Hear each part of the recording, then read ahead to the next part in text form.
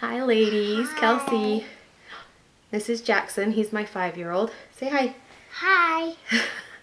He wanted to help me make the video, so he's gonna be my helper.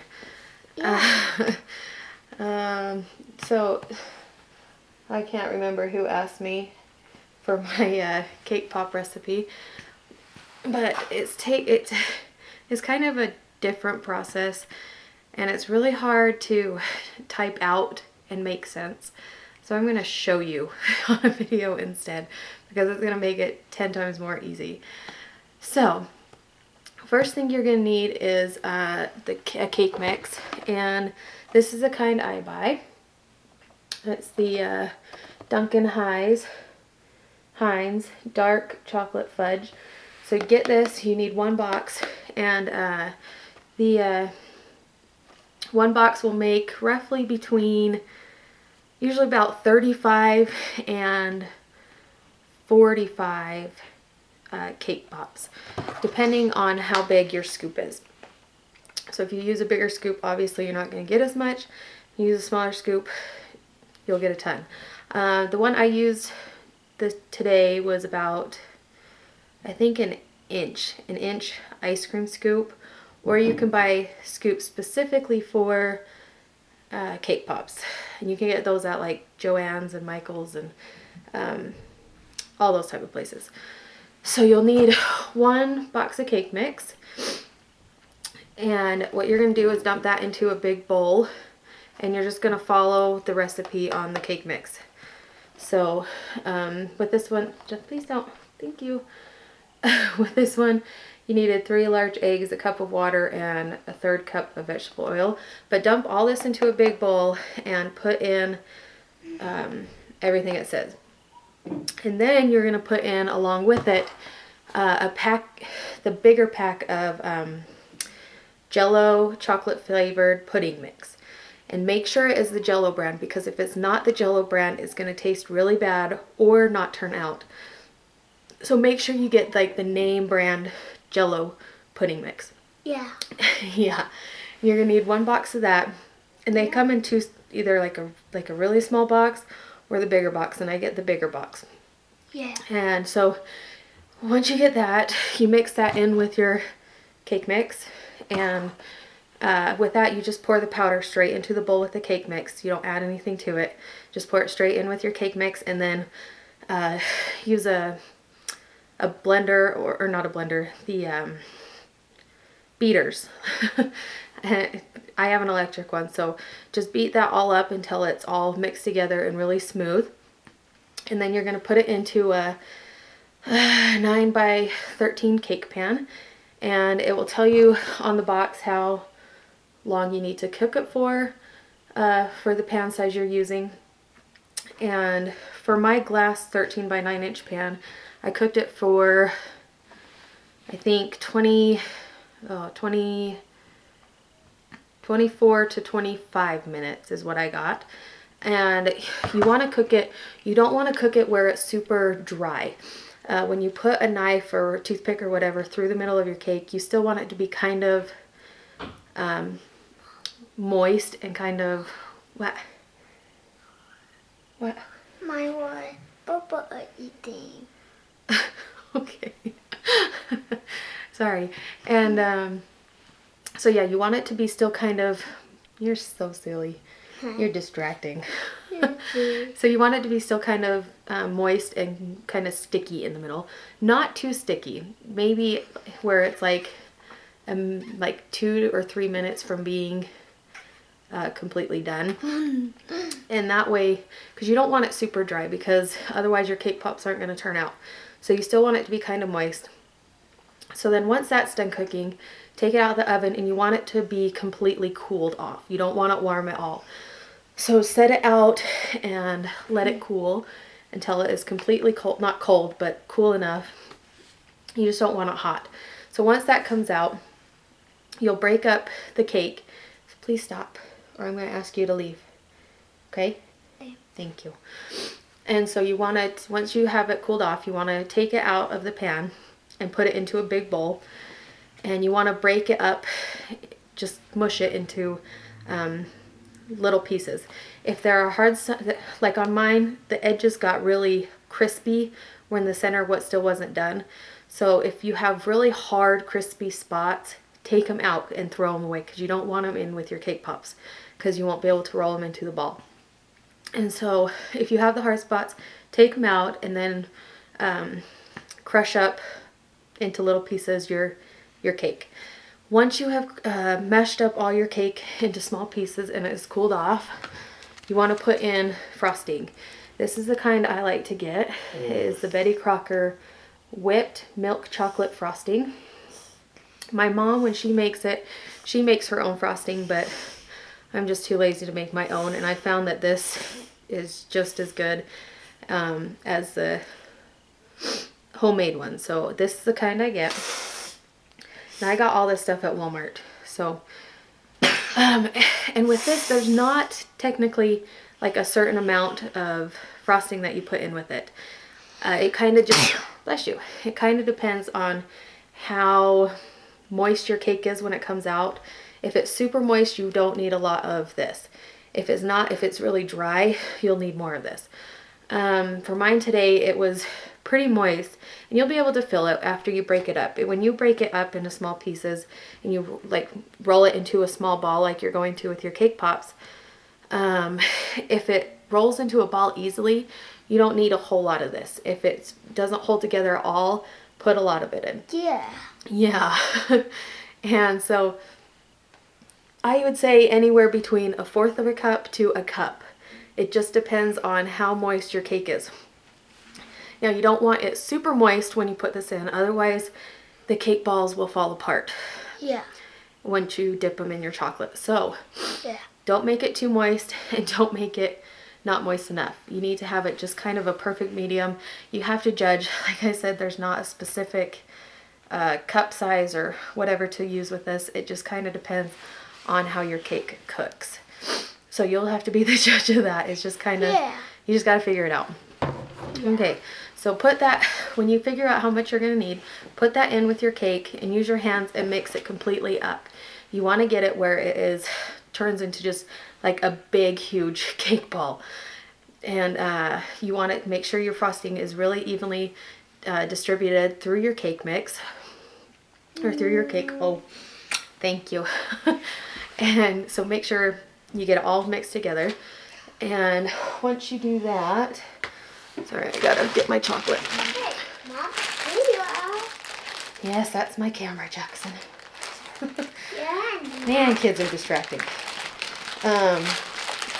Okay, so once you get that mixed together, you'll want to get a scoop. Now, you can buy the specific ones for cake pops. I just bought an ice cream scoop, and it works just fine. Like I said, the one I used today was about 1 inch in diameter. I used a little bit more than 1 inch, so it was probably close to like 1.25 inches of cake that I used. So you want to just scoop those out one by one. What? Oh, you are behind me. You were so silly. And okay, as I was saying, so scoop those out one by one, put it into your hand, and just roll it into a ball. Now, you don't want the ball super big, you know, just, I don't know, maybe like this big. I don't know. You just kind of have to be the judge. And it goes off like how big your scoop is as well. So scoop those out one by one and just put them on a pan or a cookie sheet or whatever you have lying around. It doesn't really matter for this part. Yeah. Yeah, I'm gonna kick you out of the room in a second. So it doesn't matter. So just keep scooping and rolling them into a ball. When you roll them into a ball, if they have little cracks in the chocolate, make sure you pinch those together and roll them flat. If you do not pinch the cracks together, they will fall apart. Yeah. And you don't want them falling apart. So make sure that all the cracks are spread out of them before you dip them in the chocolate. Okay, so once you get all those rolled out and put on a cookie sheet or whatever, stick them in the fridge. Now, you don't have to stick them in for long. You just want to stick them in there just long enough for them to get cold. Will you please stop? I am asking you, please stop. Okay? Hey. Thank you. Now, for the chocolate to dip it in, you want to get this kind. This is the best kind for it. It is the, mine's open, sorry, almond bark. And I got this from Walmart as well. It comes in these big blocks. It's like $2.50 or $3. And you don't use a whole lot. Like for my 50 cake pops I got today, I used like 4 or 5 squares of it. So you don't need a lot of it. But get this kind. This kind is the best, and it's going to taste so good with your cake pops. So I have a chocolate melter. It's like a mini crock pot, but it's specifically for chocolate and cake pops. And I got it at Kohl's for like $20, so definitely a good investment. So you want to melt all your chocolate in that. Oh my goodness. I can't think. Okay, so you want to melt your chocolate in that.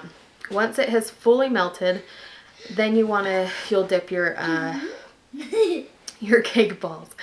The sucker sticks I get, sorry, this one has a cake pop on it. They're just regular sucker sticks. They are 6 inches long, and I got these in the party supply area at Walmart. You get 20 of them for I think $1.75, somewhere around there. And I got 3 bags of them. So just make sure you get the 6-inch long sticks, because that's the perfect size for them. And they're the perfect thickness.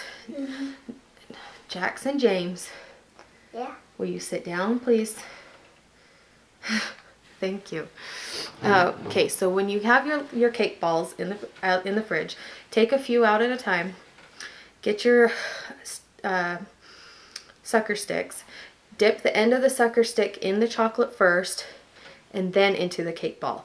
That will hold your stick inside of the cake ball. When it dries, it will hold it onto it rather than your cake ball falling off. So just make sure you dip the end of the sucker stick, just like 1/2 inch into the chocolate, and then put the chocolate covered end of the stick into your cake ball. And do that for a few of them at a time.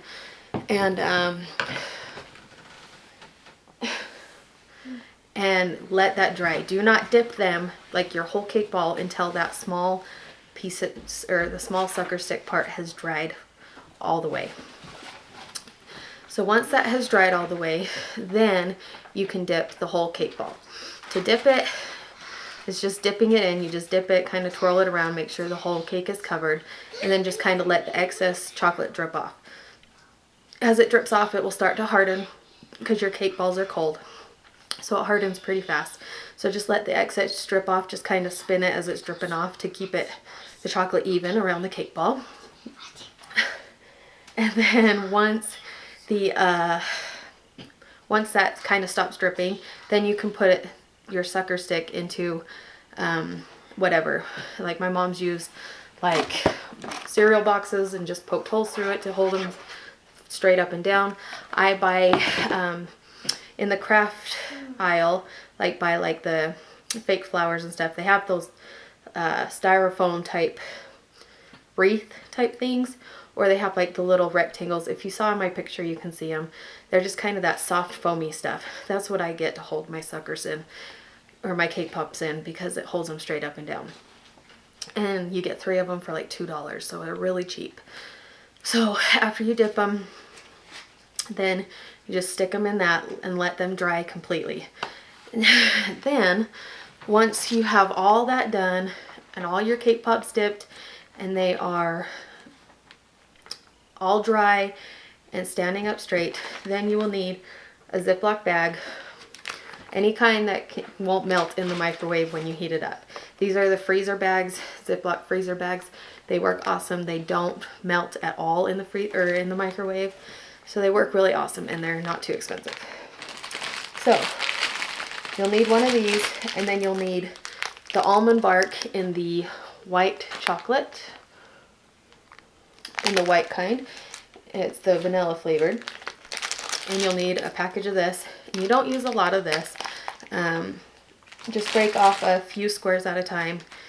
Put them in your Ziploc bag, close it, and put it in the microwave in 30-second increments. So start with 30 seconds, see if it's melted. If not, put it in for another 30 seconds. But do not go put it in for a couple minutes at a time because you will burn your chocolate. So start with 30 seconds and then increase it 30 seconds more each time until it is fully melted. Once your chocolate is fully melted, then just cut a really teeny tiny corner off. Not a big corner, you want it to be just super tiny, just enough to get a good